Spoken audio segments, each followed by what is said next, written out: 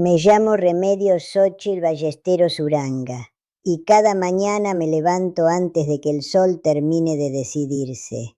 Pongo a calentar el agua, preparo mi té de hierbabuena con una raja de canela y me siento en el banco de madera que mi esposo Abundio talló con sus propias manos hace 40 años. Desde ahí veo el jardín. Las bugambilias que planté cuando mis hijos eran chicos todavía florecen con una intensidad que me parece casi insolente. Las riego yo misma, las podo yo misma. Nadie me trae una bata de hospital ni me pregunta, con esa voz suavecita y condescendiente que tienen ciertos enfermeros, si ya tomé mis pastillas. Vivo en mi casa, duermo cuando quiero, como lo que se me antoja.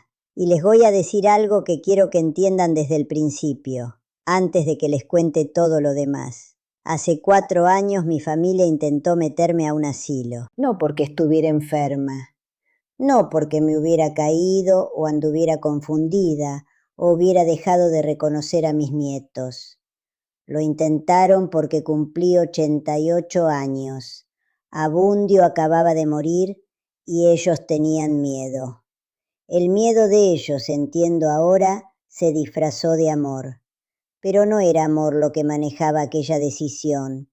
Era comodidad vestida con ropa de preocupación. Y estuve a punto de dejarlos. Quiero contarles qué cambió mi pensamiento, porque la historia no empieza con una gran revelación ni con un momento heroico de claridad repentina. Empieza un miércoles por la tarde, con un folder de cartulina tafé y un número que tuve que leer 3 veces para creerlo. Abundio y yo estuvimos casados 62 años. Era un hombre de pocas palabras y grandes gestos, maestro de primaria en un pueblo del Bajío, donde la gente todavía se conoce de nombre y los tianguis huelen a copal y a tejocotes.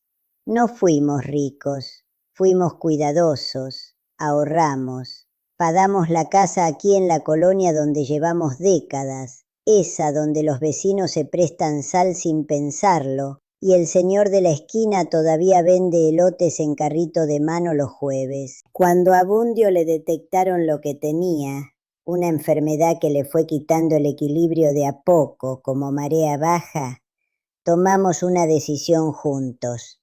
Se quedaba en casa. Adaptamos lo que había que adaptar. Barras en el baño, una rampa en la entrada lateral, una cama diferente en el cuarto que siempre llamamos el cuarto de la luz, porque da al oriente y en las mañanas entra el sol en diagonal y pone rayas doradas en el piso. Contratamos a una señora, Perpetua, que venía 4 mañanas a la semana, y era de esas personas que hacen su trabajo con una dignidad que da gusto ver. Abundio murió en ese cuarto, con la ventana abierta, un martes de enero, mientras afuera los pájaros hacían escándalo en el árbol del vecino. Él hubiera dicho que era exactamente como debía ser. Eso fue 16 meses antes de que mis hijos me pusieran el folder en la mesa del comedor. Mi hija mayor, Esterlina, es mujer de una energía organizacional que a veces me agota solo de verla. Había hecho su tarea. Imprimió folletos, tablas comparativas, calificaciones de distintos sitios de internet y una lista escrita a mano con preguntas que pensaba hacerle a los encargados de cada lugar. Había visitado 4 establecimientos. Había hablado con una trabajadora social, con un médico geriatra y, según entendí después, con un notario, aunque nunca supe bien para qué.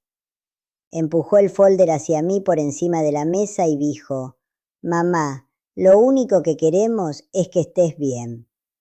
Recuerdo que miré ese folder y pensé: esto no es sobre estar bien. Estar bien es un seguro médico vigente, es una vecina con copia de mi llave, es un teléfono que funciona de noche. Este folder es sobre otra cosa. Pero no dije eso. Dije que lo iba a revisar. Y lo revisé. Leí todo. Vi las fotografías de señoras sonrientes jugando lotería en salones bien iluminados y comiendo lo que parecía comida presentable. Leí la sección sobre planes de atención individualizados y actividades centradas en el residente y programas de integración comunitaria. Y luego llegué a la página de los costos. El establecimiento que Sterlina tenía marcado como su primera opción, el de las mejores fotos y la calificación más alta, cobraba 9.200 pesos diarios por habitación privada estándar. 9.200 pesos al día. Dejé el folder, tomé una pluma, hice las cuentas en la parte de atrás de un sobre de carta como me enseñó Abundio, porque él siempre decía que los números que uno escribe con su mano son los únicos que no mienten. 9.200 pesos multiplicados por 30 días son 276.000 pesos al mes. 276.000 pesos multiplicados por 12 meses son 3.312.000 pesos al año. Si me quedaban 5 años de vida, siendo generosa, el número que escribí en ese sobre fue 16.560.000 pesos. 16 millones. Por un cuarto en un edificio lleno de personas que no me conocen, que no saben cómo me gusta el té, que no podrían decirte que detesto el olor a desinfectante de pino falso, que no tienen idea de que lo mejor de mi mañana son las bugambilias y el silencio antes de que despierte el mundo. Y pensé, con ese dinero puedo hacer casi cualquier otra cosa. Lo que hice tiene que contarse con honestidad, porque una de las cosas más engañosas de estas conversaciones es la idea de que vivir de manera independiente significa vivir sola. No es así. Independencia significa que las decisiones son tuyas. Las personas a tu alrededor pueden ser parte del plan, solo que no pueden ser ellas quienes tengan la pluma en la mano. Lo primero que hice fue llamarle a mi vecino Gaudencio. Así se llama, sí. Su mamá tenía un gusto muy particular para los nombres. Que tiene 71 años, es arquitecto jubilado y lleva 30 años diseñando casas para personas mayores. Le pedí que recorriera mi casa conmigo y me dijera qué necesitaba para ser segura y funcional los próximos 10 años. Vino el siguiente sábado con una libreta y un flexómetro. Pasamos 4 horas revisando cada rincón. Hizo una lista. Era más larga de lo que esperaba y más corta de lo que temía. Los cambios estructurales, ampliar el acceso al baño, poner regadera sin escalón, mejorar la iluminación del pasillo, instalar pasamanos en la entrada, costaron algo menos de 42.000 pesos, incluyendo mano de obra. Contraté a un albañil de la zona, Fulgencio, que había trabajado en la casa antes y que, más importante aún, era alguien que me decía la verdad sobre lo que se podía y lo que no se podía mover. Mientras se hacían las obras, hice una segunda llamada a una mujer que había conocido una sola vez en un bazar de artesanías hace unos 8 años y cuyo nombre era Consuelo Tepeyac. En esa única conversación me había dicho que trabajaba en defensa de los derechos de personas adultas mayores. Guardé su tarjeta en la cajita de latón donde guardo las cosas que creo que algún día voy a necesitar. Consuelo vino a tomar café y estuvimos hablando casi 4 horas. Me dijo cosas que nadie me había dicho antes. Me explicó la red de coordinadoras de cuidado domiciliario que existe en mi ciudad. La diferencia entre cuidado custodial y cuidado médico especializado, y cuál de los dos necesita la mayoría de la gente la mayoría del tiempo. Cómo funcionan las geriatras coordinadoras que pueden ayudarte a construir un plan de apoyo que tú controlas. Y qué documentos legales, poder notarial, directiva de voluntades anticipadas, un documento de preferencias personales detallado, pueden proteger tus decisiones si algún día llegas a un punto en que no puedas expresarlas tú misma. También me dijo, con mucha claridad pero sin suavizar los números, lo que la investigación realmente dice sobre los resultados en asilo versus cuidado en casa para personas mayores que no tienen una condición médica compleja. La investigación no trata bien a los establecimientos.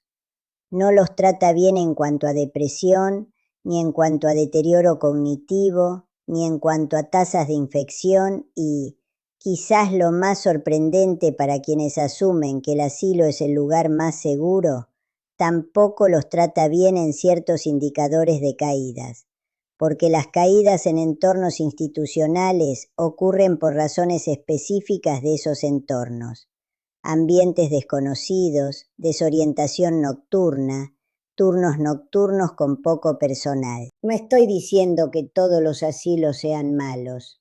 Estoy diciendo que la historia que nos cuentan, que mudarse a uno de esos lugares es la decisión responsable, segura y amorosa, no es tan clara como nos la presentan. Es una historia moldeada, al menos en parte, por una industria con un interés económico considerable en cómo se narra. Aquí vive la tensión de mi historia, y quiero quedarme aquí un momento, porque no quiero que suene más fácil de lo que fue. Después de que Consuelo se fue, llamé a Esterlina. Esa conversación fue una de las más difíciles que he tenido. No porque ella fuera cruel, no lo fue. No porque estuviera completamente equivocada en su preocupación, no lo estaba del todo. Fue difícil porque ella operaba desde un tipo de miedo que yo reconocí, un miedo que yo misma había cargado cuando mi propia madre envejeció, y sabía desde adentro qué tan real se siente ese miedo y qué tan seguras te vuelve tus conclusiones. Le dije lo que había decidido. Le conté las remodelaciones, la coordinadora de cuidado que iba a contratar, los documentos legales que Consuelo me había ayudado a entender. Le dije que iba a armar un plan de verdad, con contingencias y personas nombradas y un proceso claro para revisión si mi situación cambiaba. Le dije que ese plan también la protegería a ella, porque significaría que nunca estaría en la posición de tomar decisiones sin orientación de mi parte. Se quedó callada un rato largo. Luego me preguntó: ¿y si algo te pasa cuando estás sola? Y yo le dije: Esterlina, algo puede pasarme rodeada de gente. A tu papá le pasó con Perpetua en el cuarto de al lado. No podemos evitar que la cosa ocurra. Podemos construir la vida que queremos estar viviendo cuando ocurra. Lloró. La dejé. Yo no lloré, porque ya había llorado sola en el cuarto de la luz la semana anterior, mirando las ventanas que Abundio había amado, y había decidido que había terminado de llorar el futuro y que iba a empezar a vivir el presente. Déjenme contarles cómo es mi vida ahora, a los 92 años. Tengo una geriatra coordinadora, una mujer que se llama Hermenegilda y que creo que es una de las personas más agudas que he conocido en mi vida, que organiza mi cuidado. No es mi jefa, es mi asesora. Hablamos cada 15 días y hace una valoración formal cada 6 meses. Si algo cambia, ella es la primera llamada. Tengo un auxiliar de cuidado domiciliario que viene 5 mañanas a la semana. Se llama Tranquilina y tiene 29 años. Me ayuda con el baño, que se volvió necesario hace como 1 año y medio, y con algunas labores pesadas de la casa. También tiene opiniones muy fuertes sobre las telenovelas de streaming, lo cual encuentro tanto misterioso como entretenido, y las discutimos con mucho entusiasmo mientras tiende las camas.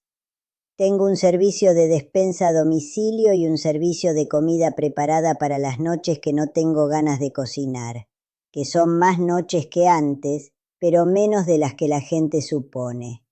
Tengo a mi vecina Dolores Amantina, que llegó a vivir aquí hace 2 años y que tiene mi llave y mis datos de emergencia, y que pasa a verme sin hacer teatro de ello, lo cual agradezco más de lo que sé expresar. Tengo una tableta que aprendí a usar a los 89 años, porque Gaudencio se sentó en esta cocina cada miércoles por las tardes durante 2 meses hasta que le entendí. Videollamo a mis nietos, leo el periódico, veo una cantidad que a veces me sorprende de documentales sobre naturaleza y sobre historia. Y tengo mi casa, mi té, mis bugambilias, el costo mensual de todo lo que acabo de describir, la coordinadora, la auxiliar, la despensa, la comida preparada, los servicios y los pequeños gastos de adaptación que van surgiendo, es de alrededor de 19.000 pesos al mes. Compárenlo con 276.000. La diferencia en 5 años es más de 15 millones de pesos. Ese dinero sigue siendo mío. Una parte irá a mis nietos. Otra parte ya financió un pequeño fondo para útiles escolares en la primaria donde Abundio enseñó durante 20 años. Él habría encontrado eso a la vez vergonzoso y secretamente maravilloso. El resto es un colchón, una libertad, una prueba de que pensar con claridad es más poderoso que el miedo. He estado pensando, ¿por qué no hablamos más de esto? ¿Por qué la conversación sobre el envejecimiento tiende a colapsar en una especie de binario? O estás bien y nadie tiene que preocuparse, o algo se torció y la solución es un establecimiento, sin mayor examen del territorio vastísimo y navegable que existe en medio. Creo que en parte es porque hemos construido una cultura donde envejecer se trata principalmente como un problema logístico que hay que resolver, en lugar de un capítulo de vida que hay que vivir.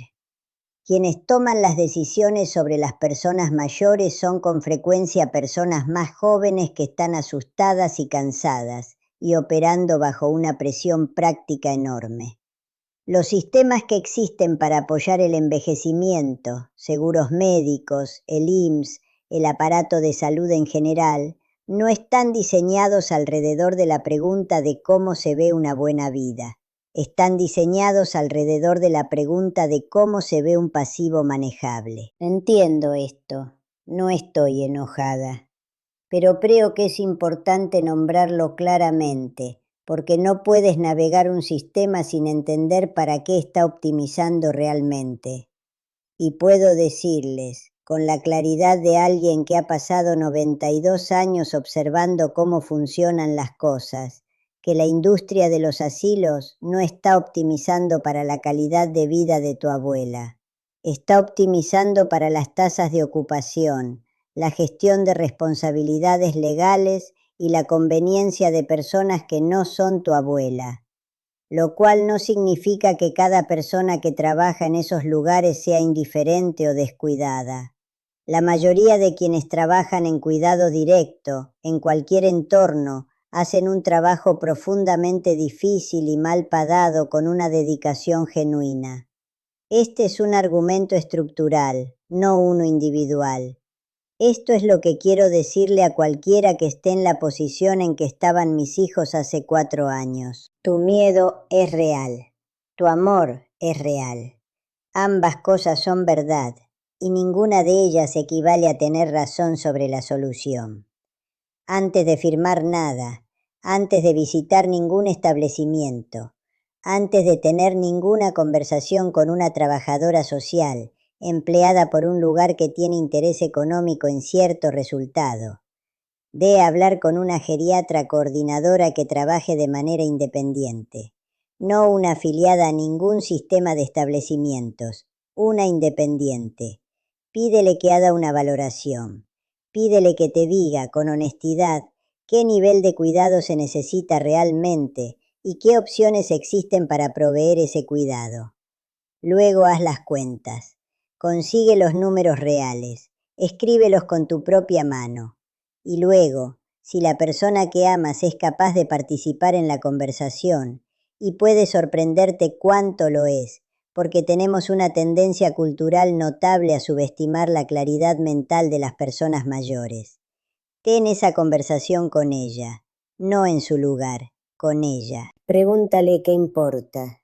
Pregúntale qué le da miedo. Pregúntale cómo es para ella un buen miércoles.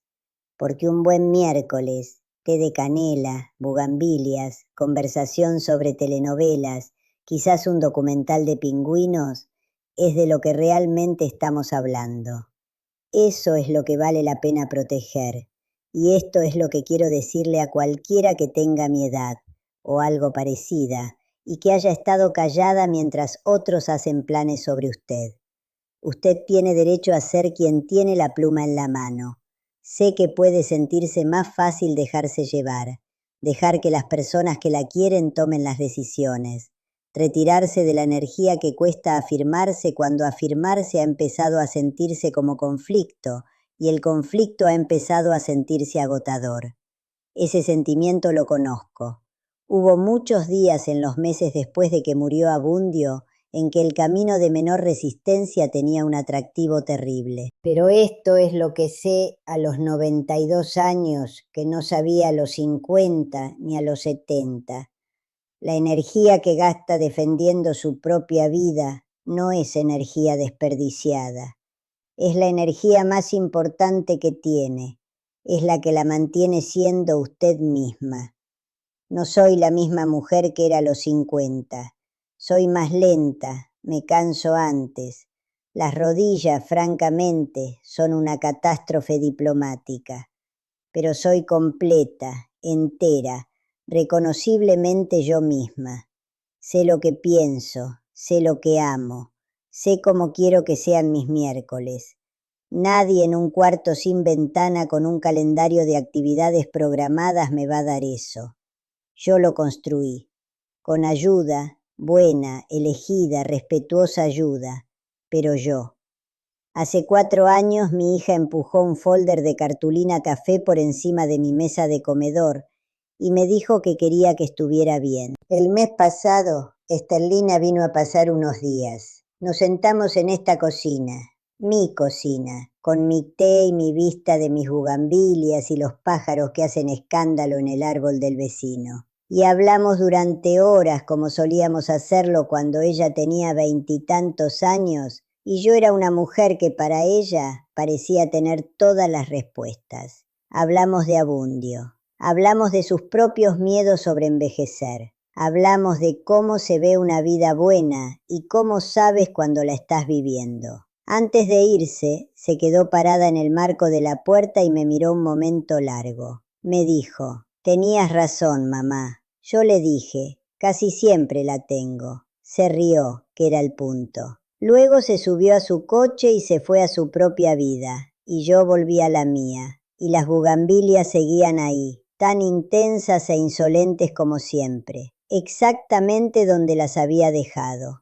Tengo 92 años, estoy completa, terca, y con una alegría que no le pido permiso a nadie, y no tengo ninguna intención de irme a ningún lado. Si esta historia te dijo algo, si te hizo pensar diferente sobre una conversación que has estado editando, o te dio palabras para algo que ya sabías, quiero escucharte en los comentarios. Cuéntame tu situación, cuéntame lo que estás enfrentando, cuéntame cómo es tu miércoles. Este canal existe porque estas conversaciones importan, y creo que importan más que casi cualquier otra cosa de la que podríamos estar hablando. Suscríbete si quieres más, apenas estamos empezando.